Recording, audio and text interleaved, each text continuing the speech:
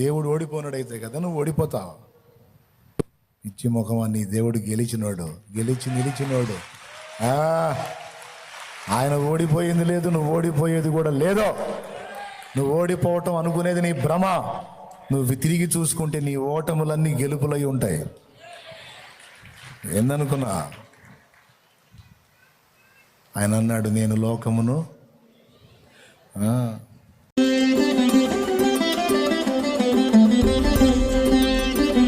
50వ కీర్తన ఒకసారి తీసుకున్నాను, 23వ వచనం. అది నాన్న 50వ కీర్తన 23వ వచనం. స్తుతియాగము తిని నాన్న బిడ్డలు తిని నాన్న, కొంచెం తీయండి నాన్న. లాస్ట్ వచనం అమ్మా, 23వ వచనం చూడండి నాన్న. స్తుతియాగము అర్పించువాడు నన్ను మహిమపరచుచున్నాడు, నేను వానికి దేవుని రక్షణ కనుపరుచున్నట్లు వాడు మార్గము సిద్ధపరచుకొనెను. అద్దుగద్దుగా మార్గము సిద్ధపరచుకుంటాడు. దేవుని రక్షణ నీకు దొరికినట్లు, దేవుని కార్యం నీలో జరుగునట్లు రూట్ వేసుకుంటావు నువ్వు. ఎప్పుడు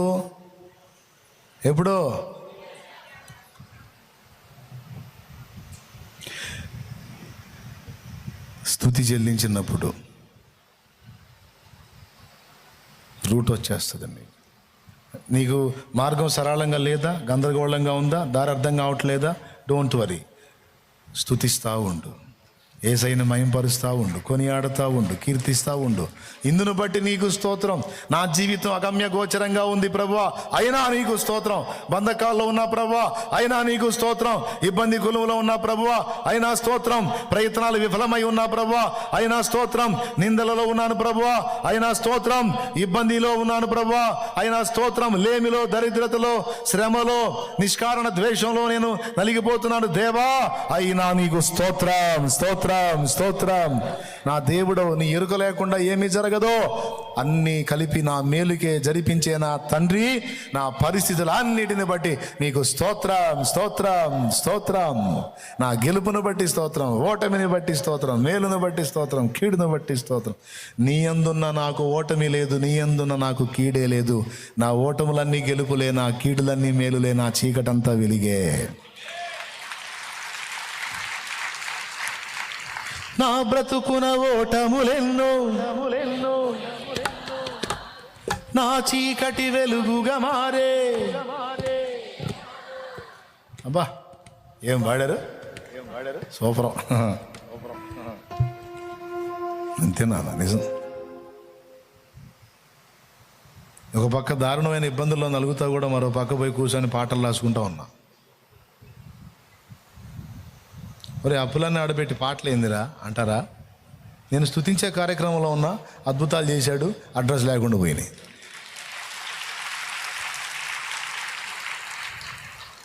అందుకే నాకు ఎప్పుడు స్తుతే.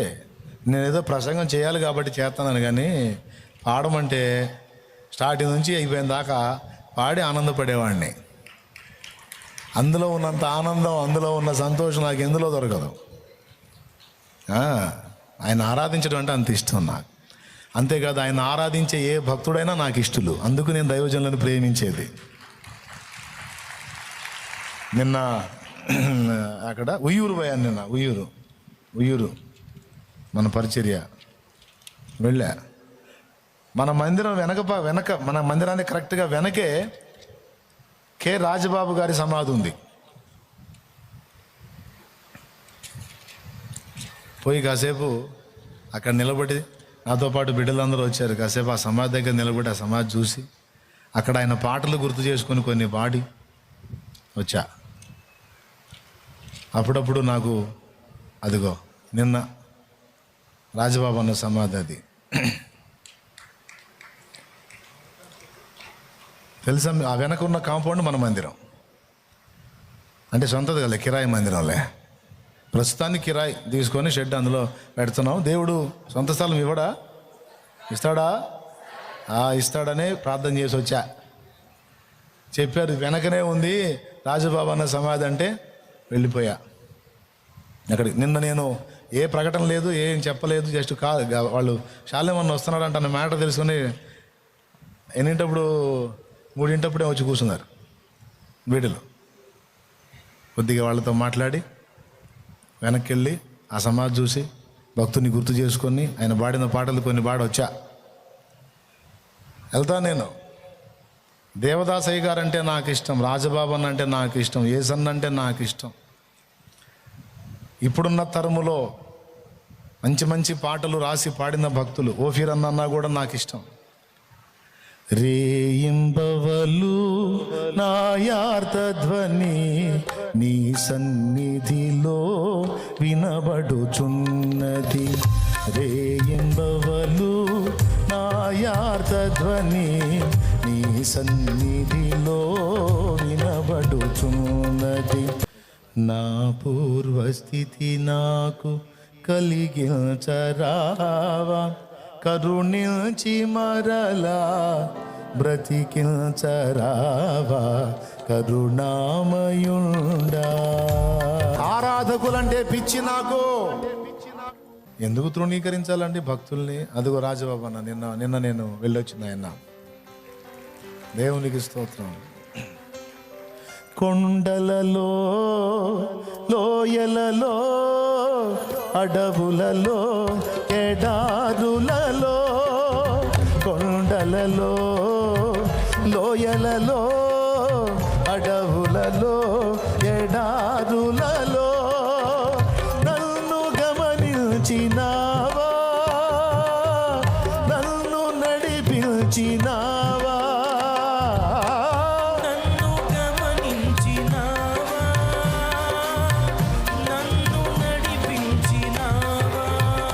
యేసయ్యా, యేసయ్యా, యేసయ్యా, యేసయ్యా.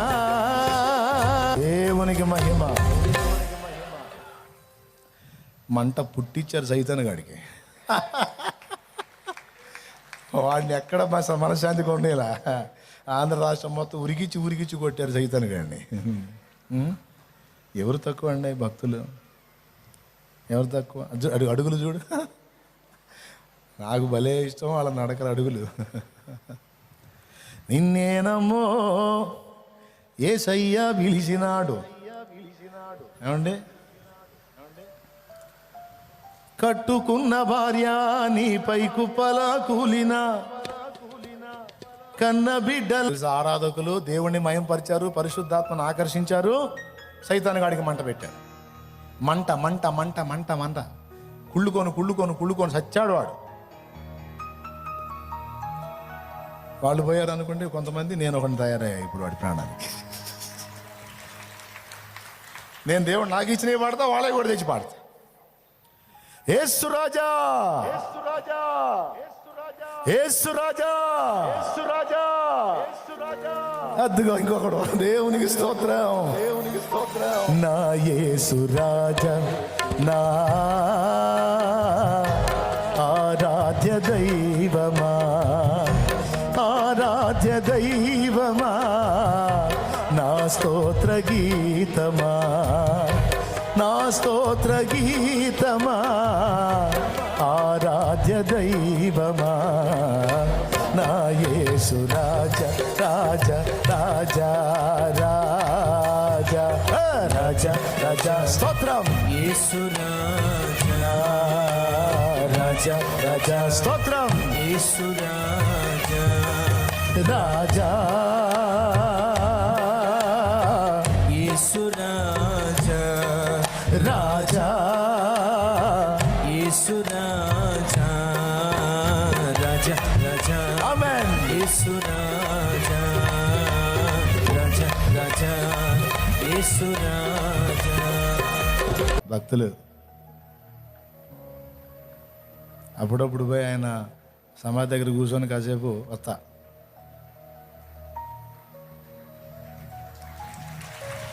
సమాధి దగ్గరికి ఎందుకురా అంటారేమో.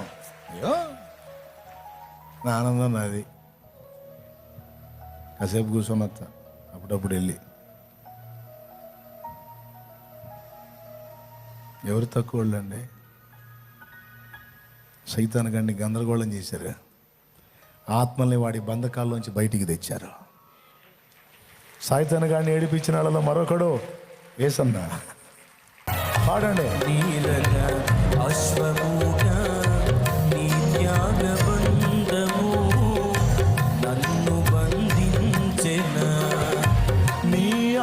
సారథిచే నన్ను నడిపించుమా, నీ ఆత్మ సారథిచే నన్ను నడిపించుమా, నా యేసు రాజా, నా ఆరాధ్య దైవమా, ఆరాధ్య దైవమా, నా స్తోత్ర గీతమా, నా స్తోత్ర గీతమా, ఆరాధ్య దైవమా, నా యేసు రాజా, రాజా, రాజా రాజా రాజా రాజా స్తోత్రం. యేసు రాజా. అదే నా పని. నా కోసం బాగా ప్రార్థన చేయండి, నేను బాగా వాడికి మంట పెట్టాలని. మంట వాడు నన్ను నెమ్మది లేకుండా చేయడానికి వాడు పాపం వాడి కష్టాలు వాడు పడుతున్నాడు. ఈయన ప్రశాంతంగా ఉంచితే వాడు వీడు ఊరకున్నాడు, వీడు ఏదో ఒకటి రాస్తుంటాడు, ఏదో ఒకటి చేస్తుంటాడు, స్కెచ్లు గీస్తుంటాడు.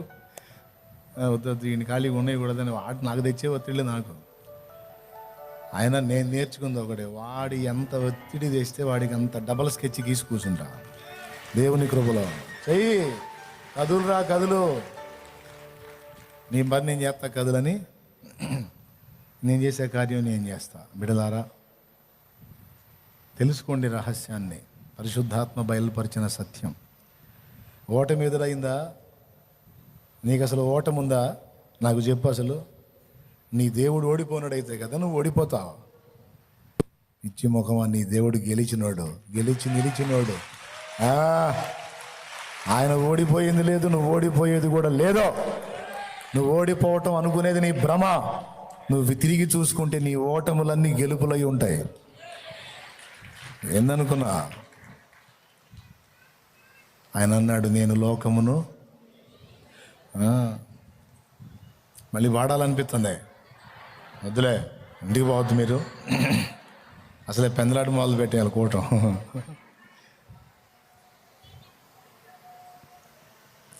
ఇప్పుడు చదువుకుందాం మూలవాక్యం మళ్ళీ ఒకసారి. టెన్షన్ పడవాక, నిజంగానే నేను ముగిస్తా ఈరోజు. యేసుని మహిమపరచవచ్చా లేదా? ఎలా మహిమపరచాలి? ఇలా. అలాగే ఆయన్ని సేవించాలి. ఎలా? వెంబడించాలి. యేసు వలె బతకాలి. యేసులాగా ప్రేమ, త్యాగం, క్షమ, దయ, కృప, కరుణ, తగ్గింపు, ఓర్పు, సహనం, విశ్వాసం, నిరీక్షణ, విధేయత సాధన చెయ్యాలి. యేసును వెంబడించాలి, యేసును సేవించాలి, ఆరాధించాలి. యేసును ఆరాధించొద్దన్నోడల్లా లూసిఫరే. యేసును వర్షిప్ చేయొద్దు అన్నాడల్లా లూసిఫరే, దయ్యం వాళ్ళు కూర్చుందంతే. యేసును మహిమపరచాలి. మనం ఆయన్ని ప్రేమించకపోతే ఆయన ఎట్ట ఫాలో అవుతాం? నిద్రముఖం వాళ్ళు దరిద్రులు, తెలియదు, సావదు. మనం ఎవరినన్నా ఫాలో అవ్వాలంటే ముందు లవ్ చేయాలి. అవునా కాదా? ముందు లవ్ చేయాలి. ఆ వ్యక్తి మీద మనకి ఆరాధనా భావం ఉండాలి, గౌరవ భావం ఉండాలి, ప్రేమ భావం ఉండాలి. అప్పుడు ఆయన లాగా ఉండటానికి ట్రై చేస్తాం. ముందేది? ఆయన యందు లవ్, ఆ తర్వాత ఫాలో అవ్వు. అయిపోయి.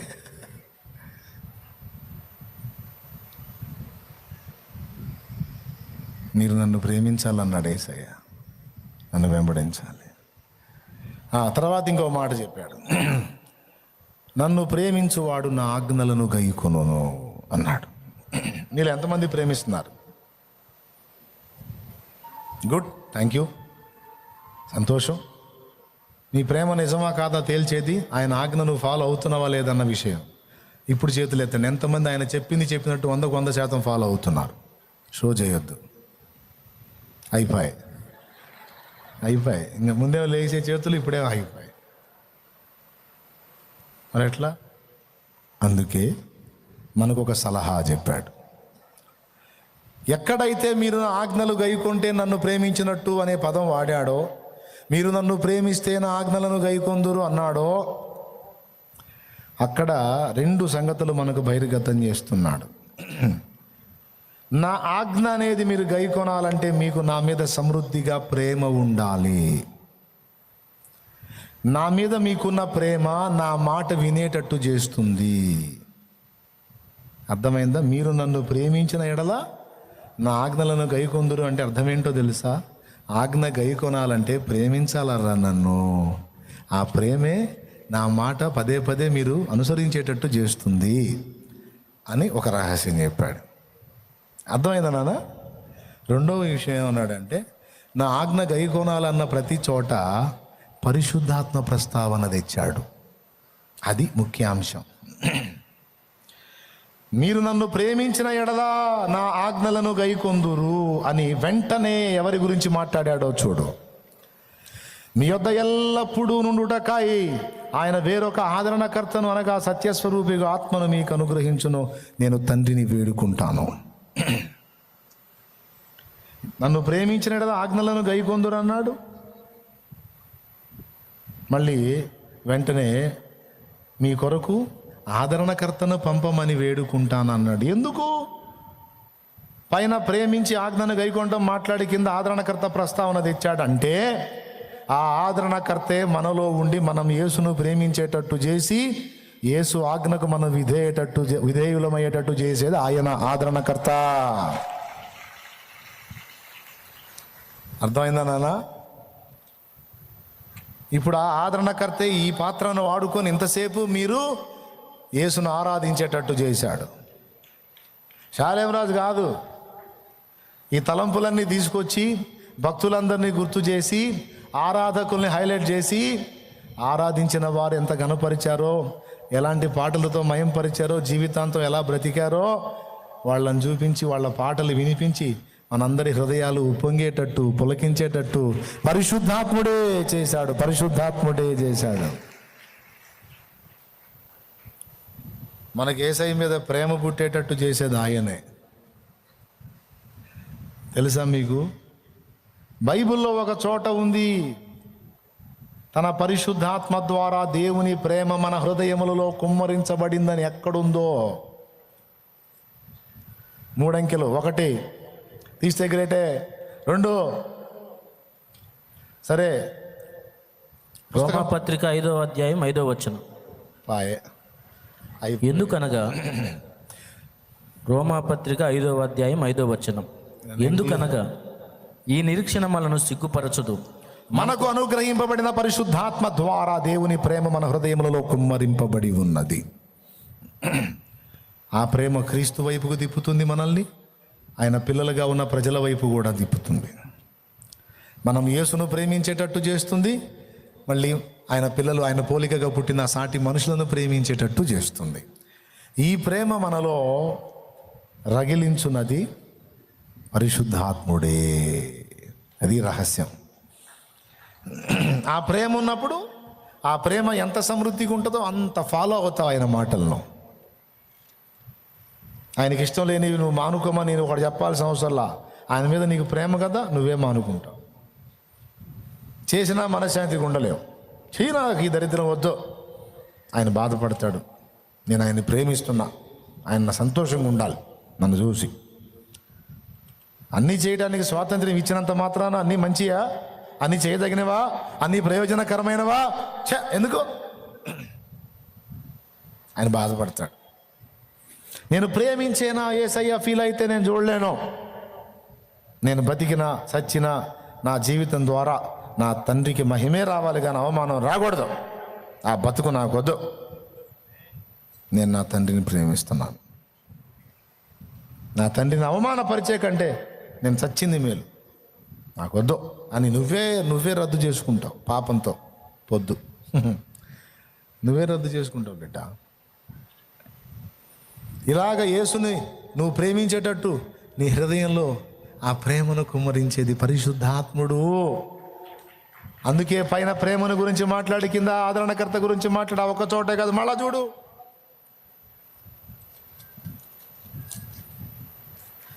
అదే అధ్యాయం కిందికి రా.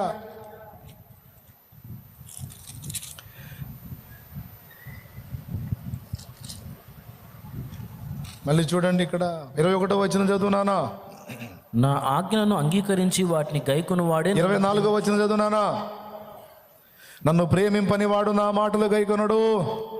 మీరు నన్ను ప్రేమింపని వాడు నా మాటలు గైకొనడు. నా మాటలు గైకొనాలంటే నన్ను ప్రేమించాలి. ఇదిగో 25 వచనం, నేను మీ యొద్ద ఉండగానే ఈ మాటలు చెప్పి తిని ఆదరణకర్త అనగా నా తండ్రి నా నామమున పంపబో పరిశుద్ధాత్మ సమస్తమును మీకు బోధించి నేను మీతో చెప్పిన సంగతులు మీకు జ్ఞాపకం వచ్చేయును. మళ్ళీ ప్రేమ అంటాడు, ప్రేమ ఉంటే మాట వింటాడు అంటాడు, మళ్ళీ పరిశుద్ధాత్మ అంటాడు. ఇప్పుడు మీకేం అర్థమైంది?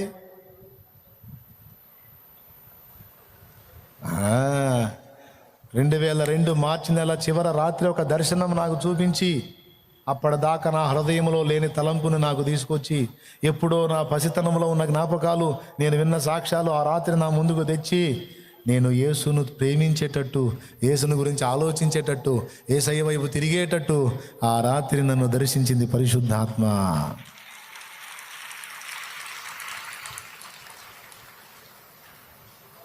అప్పటిదాకా ఆగర్భ శత్రువులాగా వ్యవహరించిన వాడిని రాత్రి తెల్లవారేసరికి యేసయ్యకి పిచ్చి ఫ్యాన్ అయిపోయా. ఏమైందో అభి తక్ హమారకు మాలూమ్ నై అని నేను అనను. మాలూమ్ హాయ్ హమారేకు కైసా మాలూమ్ హాయ్. వాక్యం చదివి అందులో చెప్పాడు పరిశుద్ధాత్ముడి పని చేస్తాడని. నీలో కూడా ప్రేమ పుట్టడానికి ఆయనే కారణం. కాబట్టి ఇప్పుడు తండ్రి తనను అడుగు వారికి ఎంతో నిశ్చయముగా తన పరిశుద్ధాత్మను అనుగ్రహించును అన్నాడు. కనుక మనం పరిశుద్ధాత్మ కొరకు, ఆయన మనలో కార్యం చేయుట కొరకు, దైవుని ప్రేమ మన హృదయములో ఆయన కుమ్మరించుట కొరకు మనము ఆదరణకర్తను వేడుకోవాలి, ఆహ్వానించాలి. అప్పుడు ఆయన మన దగ్గరకు వచ్చి మనల్ని నడవాల్సిన త్రోవలో నడిపిస్తాడు. దేవుని ప్రేమ మన హృదయములో కుమ్మరిస్తాడు. యేసు వైపుకి పదే పదే మన మనస్సుని ఆకర్షిస్తాడు.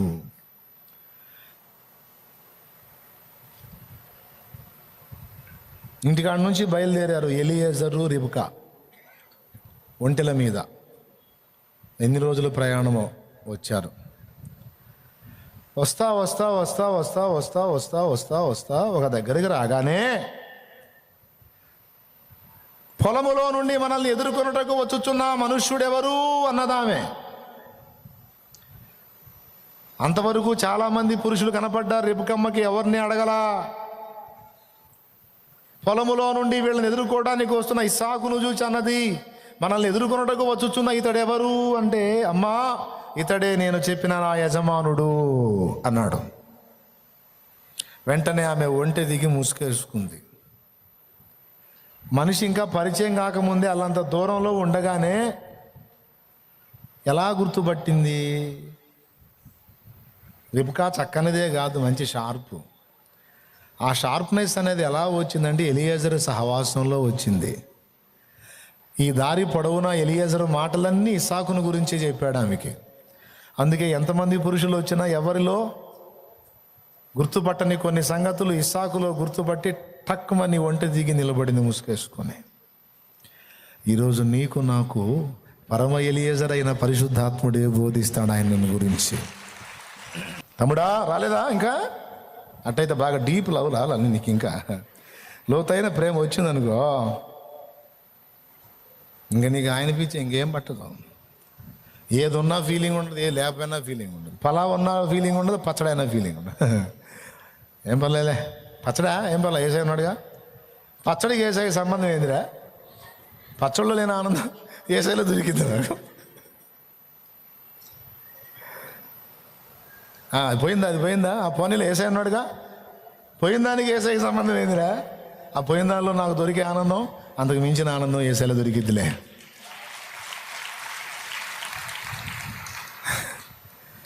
అనుకున్న జరగలేదా? పర్లే, జరగకపోతే జరిగితే వచ్చే ఆనందం కంటే మించిన ఆనందం ఏసైలో ఉందిలే. నలుగురు నిందలేసి నవ్వుల పాల్లో చేస్తున్నారా? పర్వాలేదో చేయనే, నాకు ఏసై ఉన్నాడుగా. వాళ్ళు నవ్వుల పాలు చేస్తే నన్ను ఏసై కనపరుస్తాడులే, ఆయన ఉన్నాడులే. ఎంతమంది అనుకుంటారు ఇట్లా చెప్పండి? అలా అనుకునే మనసు వాళ్ళు చేతులు ఎత్తండి. నిజంగా చేతులు ఎత్తండి. అలా అనుకునే మనసు నీకుంటే. నిజమేనా? షో చేస్తున్నావా? రైట్. మందైతే అదే ఫీలింగ్. దేవునికి స్తోత్రం. ఇంక అదే ఇక అంతకు మించిన ఆకర్షణ ఇంకోటి లేదు మైండ్లో. మరి ఏం చేశాడో ఏమో అంటే ఏం లేదు, పరిశుద్ధాత్మ మనల్ని అట్లా ఆకర్షిస్తాడు. కరడు కరడును పిలుచును. ఖాళీ దొరికితే చాలు కరడు కరడును పిలుస్తుంది. ఏకాంతంలో ఉంటాడు ఆయన, ఆకర్షిస్తూ ఉంటాడు. రావచ్చుగా మందిరానికి, నేనున్నా కదా, రా రా రా రా అంటుంటాడు. నీ లోపల ఆ కోరిక కలుగుతుంటుంది. ప్రార్థన దగ్గరికి రావచ్చు కదా, మందిరంలో రావచ్చు కదా, ఏకాంతానికి రావచ్చు కదా, నాతో కూర్చోవచ్చు కదా. అక్కడ కరడు కదిలితే ఇక్కడ నీ గుండెలో కరడు కదులుతూ ఉంటుంది. ఇక నువ్వు ఆగలేవు. అది నీకు ఆయనకి నీకే తెలుసు. పక్కన వాళ్ళు అంటారు ఎందుకు అంటారు, ఇప్పుడు ఎందుకు, ఎక్కడికి అంటారు, నేను వెళ్ళాలి అంటావు నువ్వు, ఇప్పుడు ఎందుకు, ఏంది నీ పిచ్చి. ఇక్కడ కరడును పిలుస్తుందని వాళ్ళకి తెలియచావదు. ఆ కరడులను ఏ కరడులో పిలుస్తుంటాయి, ఆ కరడులను ఏ కరడులో పిలుస్తాయి. నీ కరడును ఆయన కరడు పిలుస్తుంది, నీ అలను ఆయన అల పిలుస్తుంది. తమ్ముడా, ఉండలేవు నాన్న నువ్వు ఆయన కలుసుకోకుండా, ఉండలేవు. ఆశ. తండ్రి నీ సన్నిధిలోనే సంతోషించి స్తుతి పాడేదన్, ఎప్పుడయ్య నిన్ను చూచేదన్, ఎప్పుడయ్య నిన్ను చూచేదన్, నామది తప్పించెను, నామది తప్పించెను. నా మనసు ఎప్పుడు అట్లా లాగబడతా ఉంటుంది. వర్క్ చేసుకునేటప్పుడు కూడా పని చేస్తానే ఉంటా, సడన్గా ఆపేసుకుని ఫాస్టింగ్ పెట్టుకుంటా, ఉపవాసాలు పెట్టుకుంటా. ఇప్పుడు ఉపవాసాలు ఏంది, నాకు చేయాలనిపించింది నేను చేసుకుంటాను. ఒక 3 రోజులు ఉపవాసం అంతే, వెళ్ళిపోతా. 3 రోజులు దేవునితో, నా యేసయ్యతో, నా తండ్రి బైబిల్ పెట్టుకుంటా, చదువుకుంటా, ప్రార్థన చేసుకుంటా, ఆయనతో గడుపుతా తృప్తిగా. మళ్ళీ వచ్చి మళ్ళీ కుటుంబం మళ్ళీ బతకాలిగా, అందుకే మళ్ళీ వర్క్ చేస్తా. మళ్ళీ సాయంత్రానికి మళ్ళీ కరడు పిలుస్తూ ఉంటుంది, దా దా దా దా పిలుస్తూ ఉంటాడు. నేను ఖాళీగా ఉంటే ఊరుకోడు, రారా రారా కూర్చోరా, రారా రారా అంటుంటాడు. నన్ను రారా అంటుంటే నా పక్కన వాళ్ళకి అర్థం కాదు, ఆగా అంటుంటారు వాళ్ళు. ఎక్కడికి అంటుంటారు, నేనేమో ఉండలేను, నేను వెళ్తూ ఉంటా. ఏం చేద్దాం, పండి అనుకుంటా పాపం వాళ్ళు బ్యాగులు తీసుకొని, నా సామాన్ తీసుకొని బయలుదేరుతారు. దేవునికి స్తోత్రం, హల్లెలూయా. అది నా సంచారం, ఓకేనా? నువ్వు కూడా ఆ విధంగా ఆకర్షింపబడతా ఉంటావు. కారణం ప్రేమ. ఎవరు పుట్టించారు? పరిశుద్ధాత్ముడు. అలా లింక్ చేశాడు. అది ఇంకా బలపడాలి. అదే నువ్వు ప్రార్థన చేసుకో.